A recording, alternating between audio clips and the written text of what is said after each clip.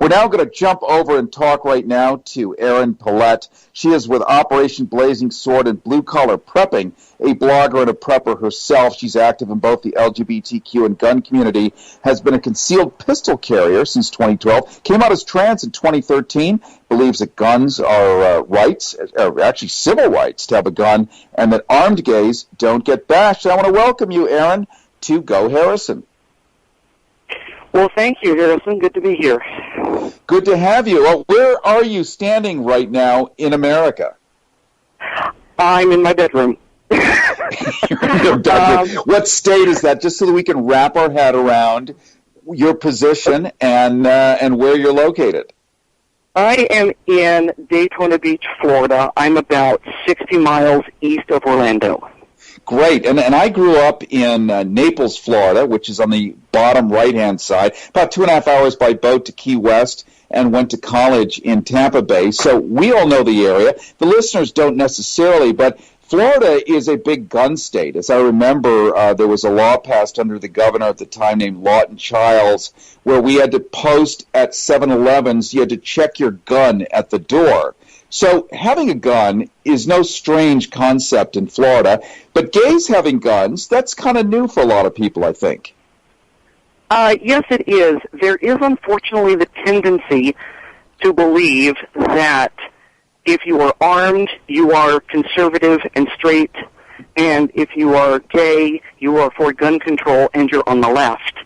And I am trying to provide a bridge between these two extremes in the wake of this shooting and demonstrate to the LGBTQ community that the gun owners who are on the right or to the center, they don't hate them like they've been led to believe. And they would love to teach LGBTQ people how to defend themselves, because self-defense is a human right. It is. It is. I guess the obvious question, here's a tweet from Tom in Ohio, wants to know how more guns would create less gun violence. It isn't so much more guns as it is more responsible gun owners. I like to refer to guns and responsible gun ownership as being herd immunity against violence. And what I mean by that is if a criminal goes to a place where he knows no guns will be available, those people are victims. But if he goes to a place where people could be armed, even if they aren't armed, that very uncertainty could make this potential murderer think, maybe I don't want to go here. Maybe I don't want to take the chance that they'll shoot me. Maybe I don't want to commit this crime at all. We're talking right now to Erin Paulette. Am I pronouncing that Paulette correctly? Yes, sir, you are. Good for me! She is with Operation Blazing Sword and Blue Collar Prepping. You can check them out further on Facebook, Operation Blazing Sword, one word, Operation Blazing Sword. And we're talking about the notion of gays and guns. And here's a question, because you live in Daytona. I live in West Hollywood, though I'm in San Francisco today. West Hollywood is probably the second meth capital in the United States. And giving any of those guys guns is asking for even more trouble. I mean, having guns in gay bars when people are drinking and doing meth, I'm sure you've thought about this, but most of us have not. So I'm wondering, how do we deal with that? How do we deal with guns in bars? Is that what you're asking? Yeah. Well, okay, let me draw you an analogy here. Sure. If you're drinking, it's not illegal to have a car key in your pocket. You aren't driving the car. The problem is only when you pull the car key out of your pocket and you attempt to drive that you are then driving under the influence, and that's illegal and can lead to danger. And, of course, it is irresponsible. The same concept applies to firearms. Right. I get that. I'm just thinking that these people aren't responsible to begin with, because we've got, such a culture of drug addiction and the rest, which is a natural expression given the pressures of that particular urban living. And to arm these people, It just seems, I don't know, it's kind of hard. It's like giving rednecks too many guns. Sooner or later, somebody gets shot because they're drunk. And I'm wondering if the solution to gays being shot is to have gays able to shoot back. Now, we do believe in that in West Hollywood, by the way. There's famous memes on Instagram and the rest where people are looking to arm themselves. It just seems the solution to poisoned water is not to add more poison to the water. Or is it? Well, if you've ever bought a firearm, when you fill out the federal form, you have to testify that you are not a drug addict. So, if you can tell the truth, and you have to try not to lie. I mean, this is kind of the rub, right? If you lie on a 4473, that's perjury. That is a federal felony. So, we've already got the law in place that if you're a meth addict, you can't own a gun.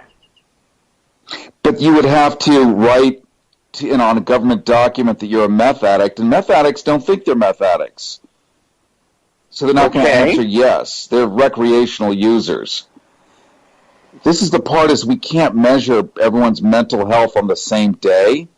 And this seems to be the problem that's going and trust me, my family's been here since 1645. We were well-armed militia folks, absolutely. My father collected guns out the yin-yang. Nobody ever got shot. I'm just wondering with all the gun violence where we've got over 300 million people fully armed, not enough food, water, and shelter, if more people aren't going to get shot as more and more people get desperate. I'm sorry, was there a question in there?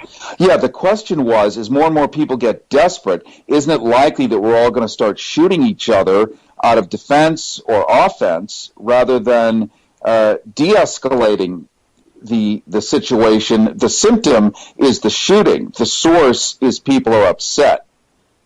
Okay. Well, I keep saying that the key is responsible gun ownership. And part of being a responsible gun owner is knowing how to respond appropriately. And when you carry a gun, you realize the stakes are much higher. And you have to take a breath. You have to not respond with rage. You need to respond rationally, de-escalate, and move yourself away from the situation if at all possible, because, at least here in Florida, where I know the law is best, if I act like a jerk with a gun, it's a lot worse for me if I act like a jerk without a gun. It's a difference between assault and armed assault. Even if I don't but not everyone not everyone is smart like you. Not everyone is sane like you. The fact is, guys like Omar Mateen are sociopaths, and it's a brain disorder. It's neurochemical dysregulation. And we're not talking about sane people like you or me. We're talking about people who pass as sane and do horrible things because their opinions change. Just like you could be on the TSA pre-check list and be in a really shitty mood on a Thursday and do exactly what they think you're never going to do, and you get away with it because you just got divorced or cheated on by your lover, and by God, you're going to get even with the world. And so when you have this ability for incendiary response to an emotional disruption, it's cataclysmic, especially if you're in the closet and disturbed. And the thing is, how do we truly mentally examine people if we're selling them the capability to kill others? This is quite the moral question, isn't it? Well, we don't psychoanalyze people before we give them driver's licenses, and cars can do a hell of a lot of damage. Why do we need to psychoanalyze people before we allow them to exercise a specific enumerated constitutional right? If they are responsible adults, according to the law, we let them exercise that right, because to forbid them that right is to remove that right without due process. And I am a big, big believer in due process. Well, I appreciate it, and I really appreciate this conversation. I mean, I'm glad that we actually got to have it, because I never get to have it. I'm LGBT like you, so this is something I think is so politically incorrect and forbidden in our own circles, and I think it's really healthy that we had a chance to talk. We've been talking to Erin Paulette. She is with Operation Blazing Sword and Blue Collar Prepping. You can learn more at Operation Blazing Sword on Facebook.